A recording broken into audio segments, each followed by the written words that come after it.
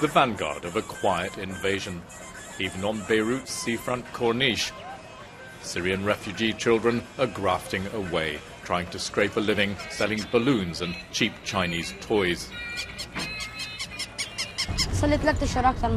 Ismail is 14.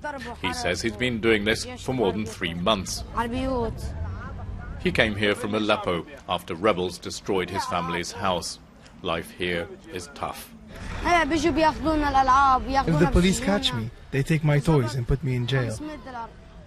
They make us pay fines, sometimes $500 or more. Not afraid of them. They always let me go after a couple of days. The children here are not even statistics. They don't officially exist. They're not registered. They have no papers. Many of them were brought by the police to this care home, the only one of its kind, after being caught working on the streets. Yusuf is just 6 years old. He's been brought here 3 times now. He wants to stay. My family took me away, but the police caught me working again and brought me back. I'm not leaving here again. If I went home without making enough money every day, my cousin would beat me up. The shelter has coped with 500 children in the past year. That's just a drop in the vast ocean that's engulfed Lebanon. A small country already struggling with its own problems. They were ill-equipped to deal with the children at risk living in Lebanon before the conflict. So add in the hundreds of thousands of kids coming across the border, and it's nearly hopeless in terms of the government being able to control and really aid these children.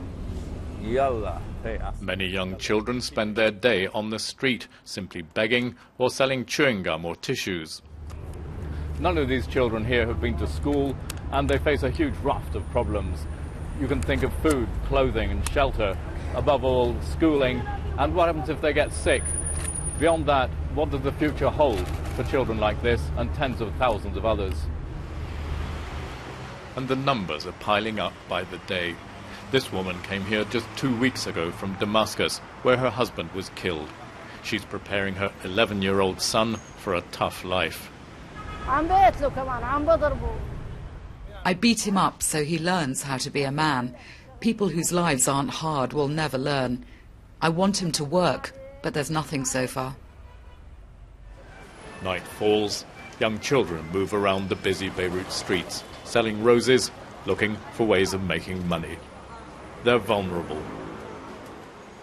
The scope for abuse and exploitation's obvious. And who can say whether they'll ever be able to go home? Muir, BBC News, Beirut.